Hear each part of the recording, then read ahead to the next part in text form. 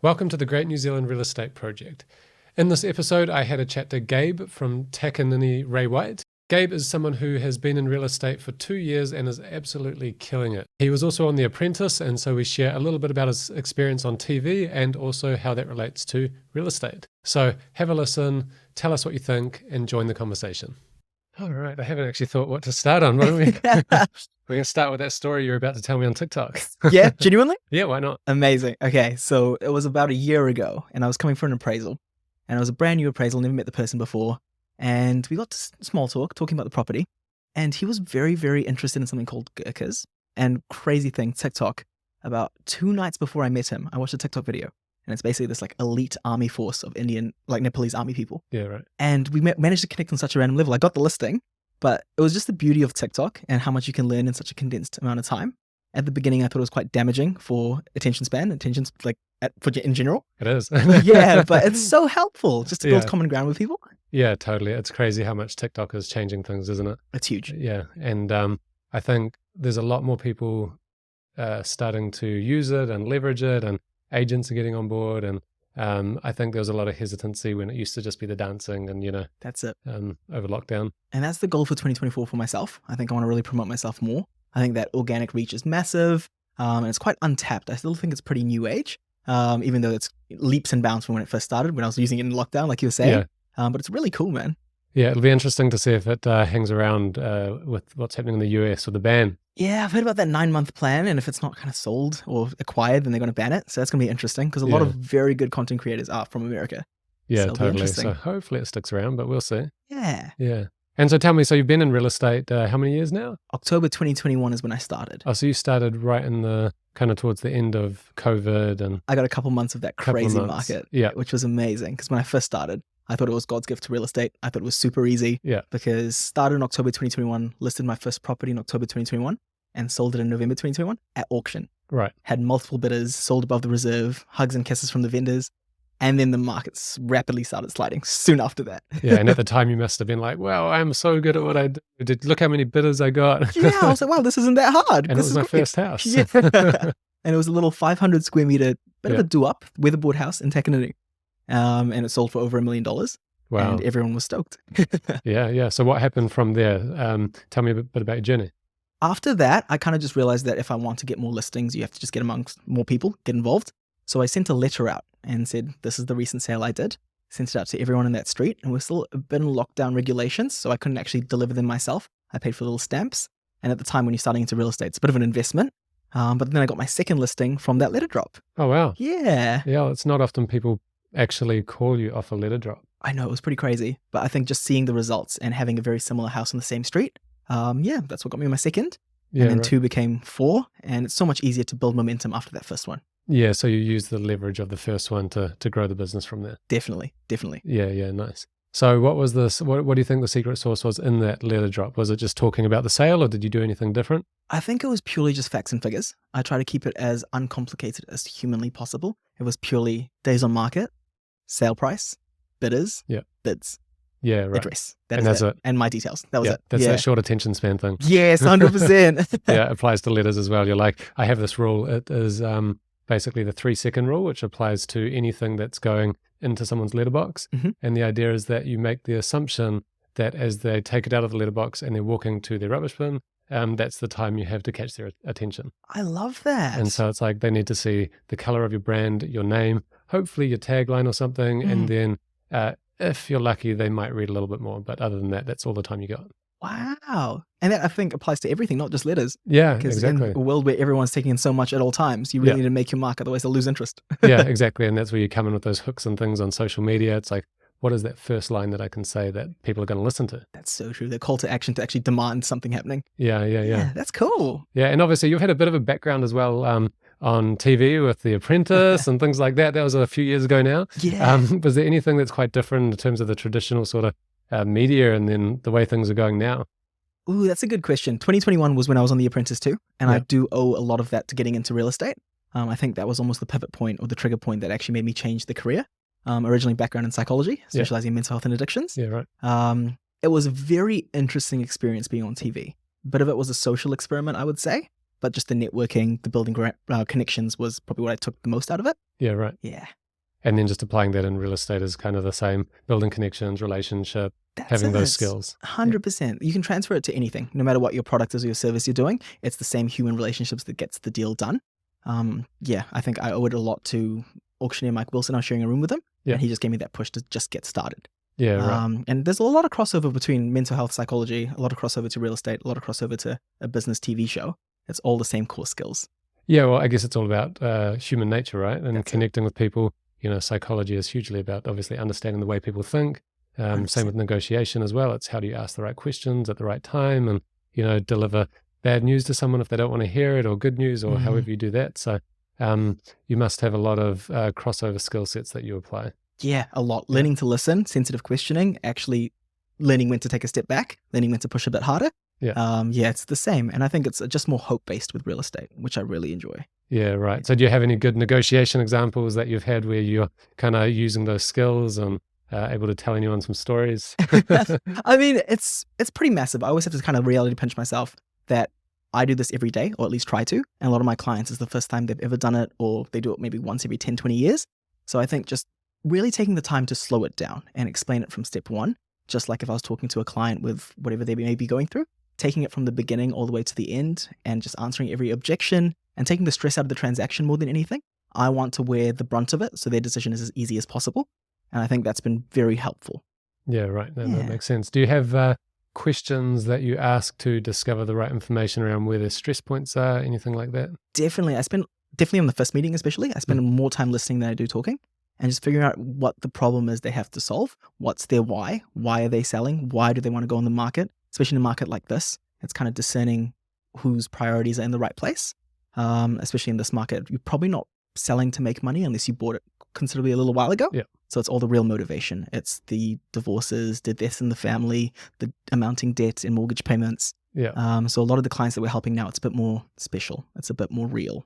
Yeah, they're not so much speculating on the market. Yeah. It's more that they're moving because of circumstances. Definitely. Often that can be very stressful. And one of the things that I guess makes you unique as well is that, being able to take the time to understand them and walk through it with them, especially with that background. You have to have a bit of empathy and understanding. Definitely. The way I look at it is if there's no problem I can help with, I won't get the business. And that's absolutely fine. I'd rather just identify the issue really early on and then build my whole plan around solving that problem.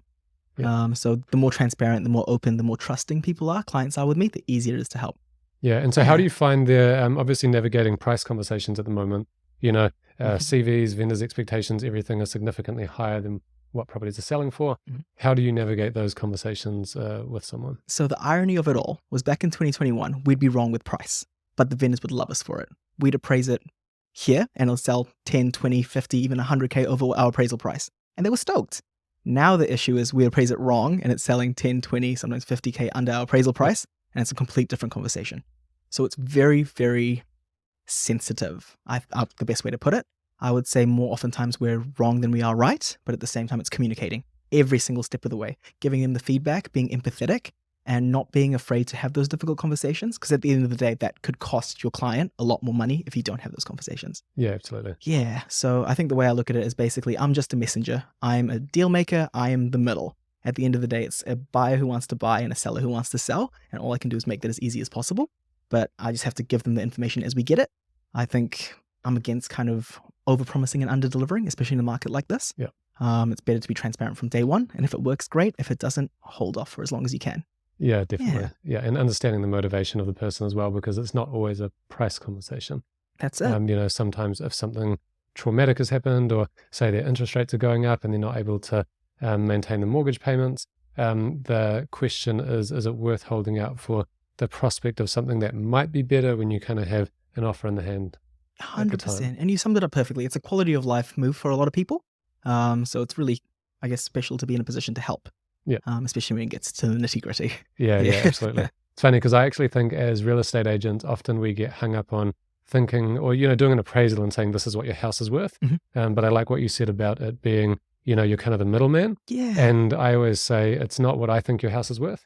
It's what a buyer's prepared to pay and what you're prepared to accept. Definitely. And my job is to ask the right questions, understand the motivation, and basically help to broker a deal and hopefully get the best result for the vendor that I can that takes into account, obviously, price. but also their reason for moving, what their motivation is, all that sort of stuff. Definitely, and establishing a timeline, but you summed it up perfectly. That's all it is, just making sure all objections are clarified. Yeah. So when you get to a result, it'll be stress-free.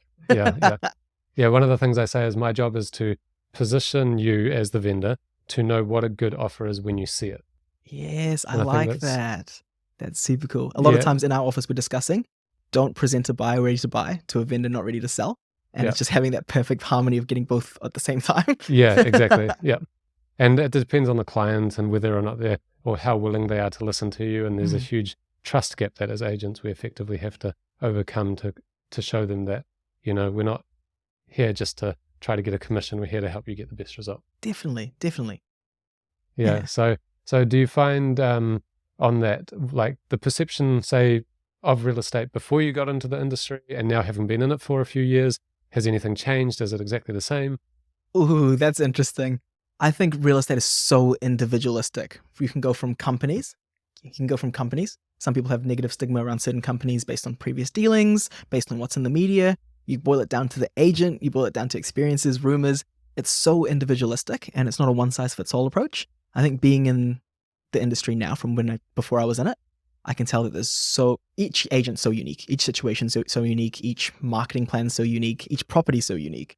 So it's really tough to find a one-size-fits-all. So I try to avoid all generalizations if possible, but I can definitely see why when you're dealing with something as important as someone's biggest asset, you have to take every single step its most ethical, most transparent way possible, because you're playing with lives, you're playing with a lot of money. Yep. So a lot could go wrong. So I think there is a bit of a stigma around real estate agents just based on the importance of their role and making sure each real estate agent actually steps up to the challenge. Yeah, no, totally. I think that's a really good way of putting it, because, you know, like you said a bit earlier, people are going through a marriage, a death, a divorce, a new job, a lifestyle change, a baby, all that sort of thing. And it's a huge transition in someone's life. And they're effectively relying on a real estate agent to help them make the right decision in that transition. Yeah, definitely. And so our job is, as much as it is to help sell the house, it's to help them make a good decision around who their community is going to be, what they're going to spend or sell their house for, which is their biggest asset sometimes. Yeah. You know, there's so many different factors at play beyond just the house. Yeah, beyond just the sale. And I always find it so interesting just to think about during the campaign, I'm their best friend, I'm their counselor, I'm their older brother or younger brother or whatever it is. I get so close to these clients during this campaign. Then the house sells, it's hugs and kisses, it's photos with the sold sign, and then it's a yearly catch up until they're ready to do it again. Yeah, and it's such a crazy roller coaster of emotions to go through with a client. Because you're right, there's so much at stake. They want to make sure they do it right and do it. They've only got one shot at it, really. Yeah. So make sure it's done correctly.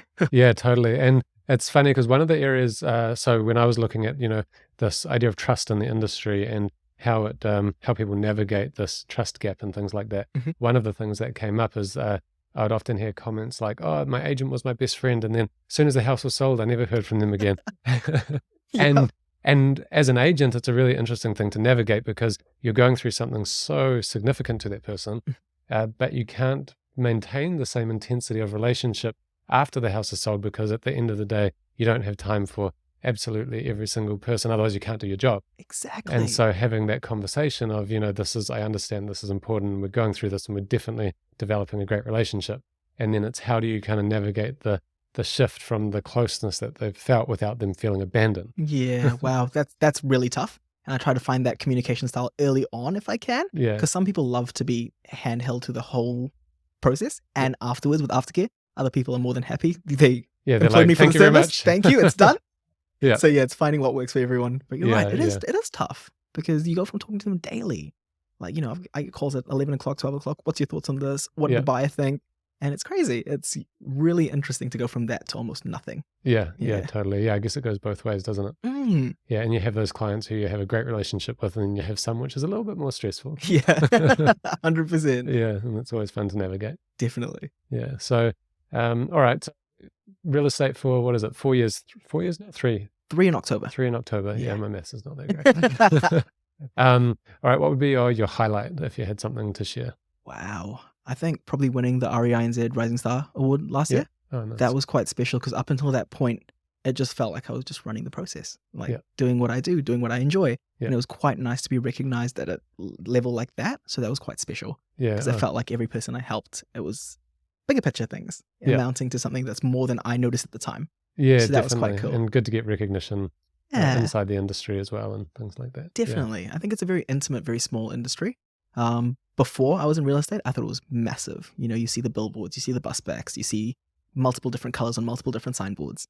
And I thought, wow, how could I wrap my head around it? But now I'm in it. It's very intimate. And it's the same core players, same core people. Yeah, everyone knows pop everyone. up. Yeah, 100%. Yeah, totally. No, that's funny. All right. And if you were to share to everyone, one thing, say someone's getting into real estate for the first time, you got in at a time where the market was good, now it's falling away, and it's starting to rebuild maybe, but what is something you would recommend people do if they're getting into the industry? Okay. Never treat it as a job or a career. Treat it as a lifestyle. If you're ready to invest everything you can and you want it, you will do well. It is purely a numbers game. If you've got the right motivation, if you're determined, if you're ready to put in the work, it'll eventually start turning over. But the issue is I think people don't see it through enough, or they think it's going to be much easier. So I think to anyone, especially starting in this industry, great time to start, but get ready for a couple of sacrifices and get ready for a lot of hard work, but it's all worth it because every single agent I know who's done well in this industry lives and breathes it. It's not something you can kind of switch off. It's something that you just live. Yeah, I think that's a good point because people get in thinking, when they think, oh, real estate's about the lifestyle, they think I can work part-time and have lots of time off. But the reality is it's all-encompassing. People call you after hours, you're working weekends. So when you say, make it your lifestyle, are there different things you've learned so that you don't burn out along the way? I think if you wake up every morning enjoying what you do, the risk of burnout has been lower. I get stressed, I work some crazy hours, but at the same time, the focus is always helping the clients. And I think that's what keeps me going. It's interesting as well navigating the whole money thing where you're not on a retainer, you're not on a salary, you're not on a base. You get paid on your result. So having that factored in, that's probably what helps me the most, I'd say. Just knowing how to budget, knowing how to plan, and knowing that not every month's going to be a great month.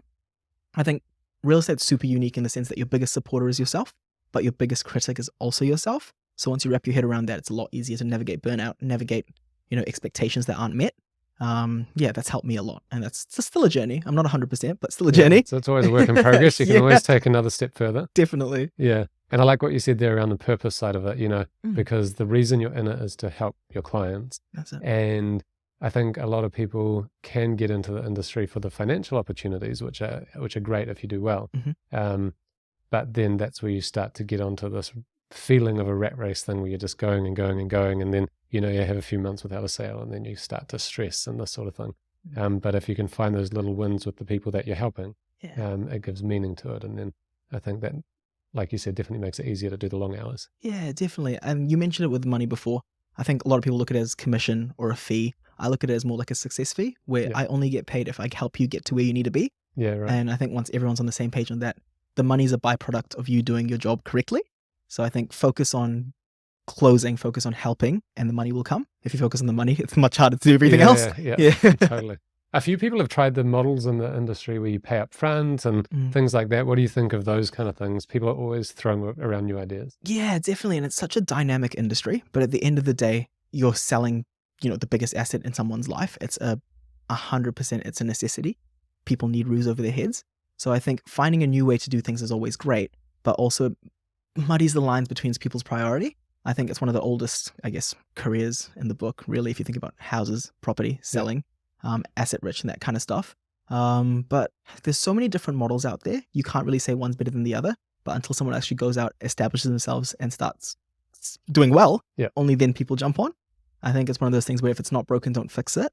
But you can always be upskilling, always be upgrading, always be changing the industry.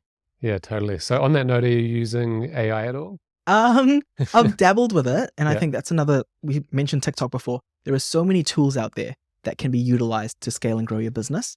And I think having that closed-minded tunnel vision of just doing the basics won't cut it anymore. So I'd love to do AI more. I've used it to help with listing, ad copy, that kind of stuff. I still like having the human touch in there, but it's so helpful just to give you, when you get a writer's block, get those creative juices flowing. I use AI to practice negotiation sometimes. Oh, nice. Yeah. That's been really fun. As in, I've got a gap of $30,000 to close. How should I do it? Yeah. Or, they're here, they're there. What's the next step to get to a deal? And it's really fun just seeing what AI thinks is good. And I've used some of the quips and some of the one-liners and it works. Yeah, no, it's great. It's funny you say that because one of the things that I've done is I've created 5 different AI tools for agents. Wow. And each of them has a different role. One of them is a negotiation one. Cool. Yeah, and as an agent, you can type in, I've got this challenge and I need some good questions to ask the buyer or the vendor or something like that. And it just gives you ideas on how to kind of close the gap. So I really like that. Can you share that with me after? Yeah, Actually, yeah, genuinely, I will. that's so Yeah. cool. Yeah. Yeah, wow. yeah, Because that's the thing. I would love to use it. It's just a lack of knowledge on my end. So yeah, it's cool to find it's people coming like up with yourself. ways to use it, right? Yeah. Yeah, so like another one we use is clause writing. So Ah, I've created one that has the entire Real Estate Agents Act in it, and then it will, you can say, I need a clause for this, and it will write it. And obviously you have to sense check it because it's AI, so it's not necessarily 100% perfect, but it just saves time. but that's insane. Yeah, Like, instead of having like a full-time compliance person, you can have a part-time compliance person. exactly, because the Yeah. AI can do half the work for you. Wow, that's so cool. Yeah, and the idea of it in my mind is that I don't necessarily think that technology will replace a real estate agent, but what I think it will do is it will empower good agents to have more time where it matters, Mm. which is on the relationship side, the building that trust and helping walk someone through the sale. And effectively, if you don't have to do all the system stuff, it's going to save a lot of time and hopefully Yeah. give you a better experience. It's working smarter, not harder at the end of it. Yeah. And you're right. A lot of salespeople are very extroverted. A lot of people love the human interaction side. I hate the paperwork side. I Yeah. can't stand it. Like the compliance side, super important. Ethics, 100%. But do I really want to comb through pages of clauses? It's not really what I want to do in my time. Yeah, you want to be out there talking to people. And Yeah. yeah, no, That's I so relate. cool. Yeah, I'd love to know more about that. Genuinely. Definitely. They can check it out as well. Cool. Yeah, awesome. All right, so if you were to leave everyone with one thing today, what would you want them to know? Whew. I think find your purpose. Do something you genuinely love. It feels like you'll never work a day in your life. And that's kind of what I found with real estate, where each day I wake up just excited to get amongst it, to meet people, to help people, to sell property. I think find what you love, whether it be real estate or a different passion. And if you can merge the two with passion and money, it's the recipe to success, genuinely. Passion and money, I like it. Yeah. Awesome. Hey, that's great. So thanks, Gabe. I've really enjoyed this chat, and hopefully everyone's got something out of it, and we'll see it online soon. Thanks for having me. Awesome. Tell me about this AI stuff. That's crazy.